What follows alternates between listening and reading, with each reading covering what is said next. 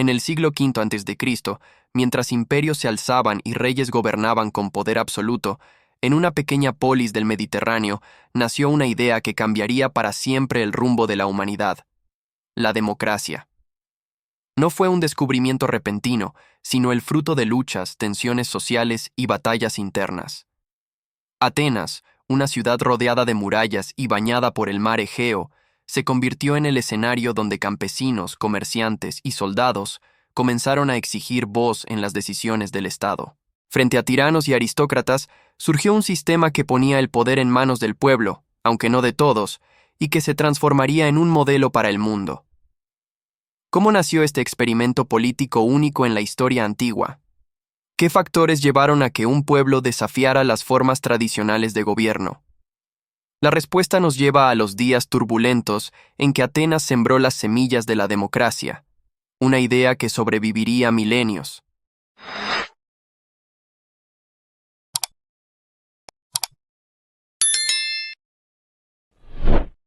La Atenas del siglo VI y V a.C. Era una ciudad llena de contrastes. En el ágora, comerciantes y artesanos ofrecían sus productos, mientras campesinos traían grano, vino y aceite desde los campos. Sin embargo, la riqueza estaba concentrada en pocas familias nobles, y la mayoría vivía bajo la presión de deudas y la amenaza de caer en la esclavitud por no poder pagarlas. El pueblo común, formado por agricultores, marineros y pequeños artesanos, soportaba las cargas de los impuestos y de la guerra, pero no tenía voz en las decisiones políticas. Esa injusticia alimentaba un profundo resentimiento contra los aristócratas, que controlaban magistraturas, tierras y templos. La sensación de exclusión se convirtió en un motor de cambio. Al mismo tiempo, los soldados hoplitas, que eran ciudadanos comunes armados con lanzas y escudos, empezaban a reclamar más derechos. Ellos defendían la polis en el campo de batalla, y su sacrificio les daba legitimidad para exigir participación en el poder. Fue este choque entre privilegio y sacrificio el que encendió la chispa de la democracia. El primer gran paso hacia la democracia lo dio Solón a comienzos del siglo VI a.C. Este legislador ateniense enfrentó una ciudad al borde de la guerra civil, marcada por la desigualdad. Su reforma abolió la esclavitud por deudas y reorganizó a los ciudadanos en clases según su riqueza, lo que permitió que más personas accedieran a la vida política. Aunque no todos quedaron satisfechos, Solón evitó el colapso y sentó las bases de un nuevo orden. Décadas después, Clístenes llevó las reformas más lejos. En lugar de dividir a los ciudadanos por riqueza o linaje, los organizó en tribus basadas en el territorio, debilitando así el poder de las familias aristocráticas.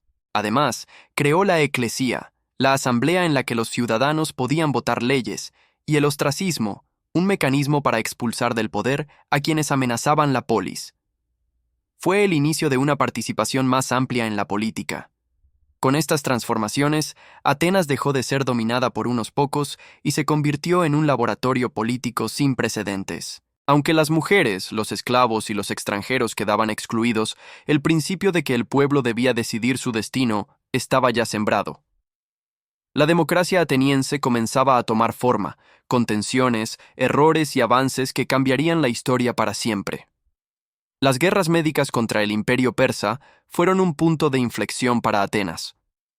En Maratón, en el 490 a.C., un ejército de ciudadanos hoplitas derrotó a un enemigo mucho más poderoso.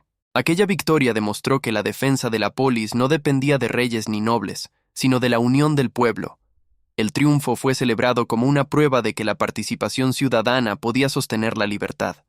Décadas más tarde, en la batalla de Salamina, la flota ateniense, formada por miles de remeros humildes, venció a los persas en una de las confrontaciones navales más decisivas de la historia. Esa victoria convirtió a los sectores más pobres en protagonistas, pues su esfuerzo fue clave para salvar a Grecia. Con ello, la democracia se consolidó. Quienes defendían la ciudad exigían, con justicia, tener voz en sus decisiones. En el siglo V a.C., bajo el liderazgo de Pericles, Atenas alcanzó su época dorada. El estratega impulsó la democracia directa, donde todos los ciudadanos varones podían votar en la asamblea y participar en los juicios populares. Además, promovió que los cargos públicos fueran remunerados, permitiendo que incluso los más pobres pudieran servir al Estado.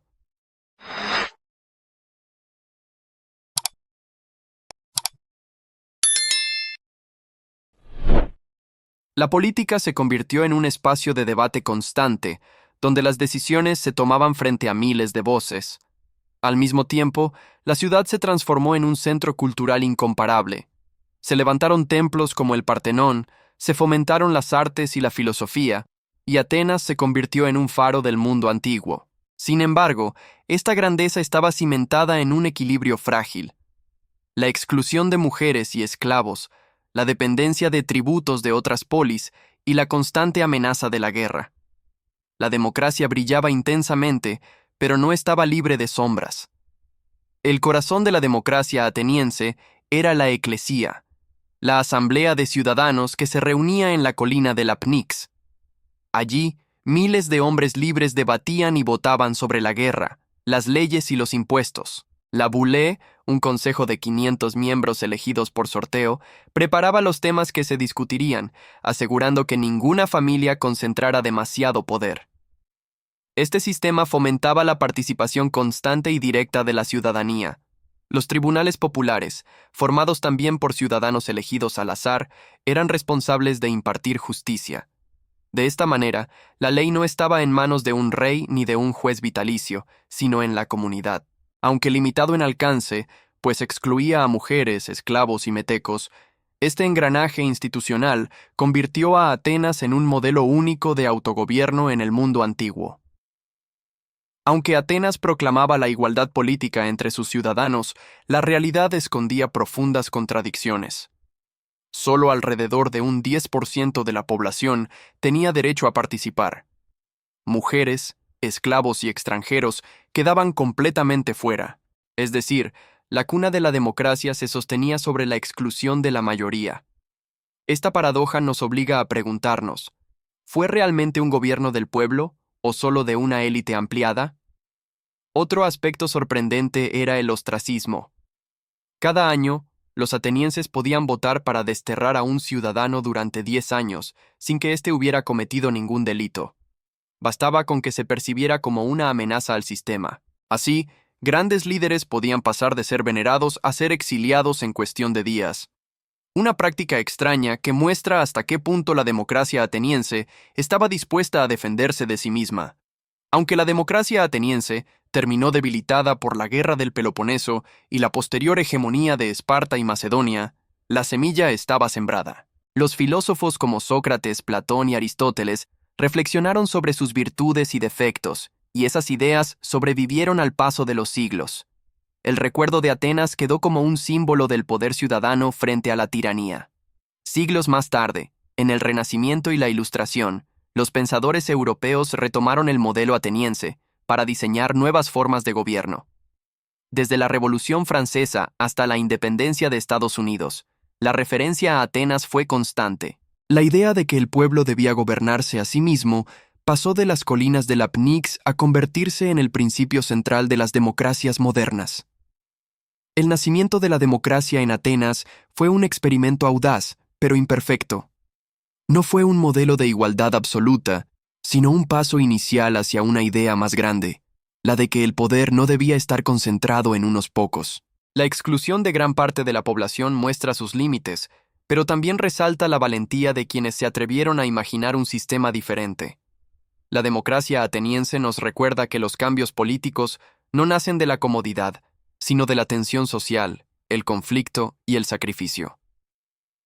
Cada voto en la Pnix, cada reforma de un legislador y cada batalla ganada por ciudadanos comunes construyeron un legado que sobrevivió al tiempo. Su grandeza no estuvo en la perfección, sino en la audacia de empezar. Imagina las colinas de Atenas, bañadas por el sol del Mediterráneo, donde miles de ciudadanos se reunían para decidir el destino de su ciudad. Sus voces, a veces discordantes, a veces unidas, resonaban en la Pnix con la certeza de que lo que allí se discutía podía cambiar el rumbo de la historia. Ese murmullo colectivo fue la primera chispa de lo que hoy llamamos democracia. Con el paso de los siglos, esas piedras quedaron en ruinas, pero las ideas no se derrumbaron. Viajaron a través del tiempo, inspirando revoluciones, encendiendo la lucha por la libertad y convirtiéndose en el cimiento de sociedades enteras. La democracia ateniense, con todas sus limitaciones, sigue siendo un faro que ilumina la búsqueda de justicia y participación. Porque al final, la democracia no nació perfecta, ni tampoco eterna. Nació como un sueño colectivo, frágil y poderoso a la vez, que aún hoy depende de quienes deciden ejercerlo. En las voces de Atenas, late todavía la advertencia. La libertad nunca está garantizada, siempre debe ser defendida. Y esa es la verdadera herencia de Pericles y su pueblo.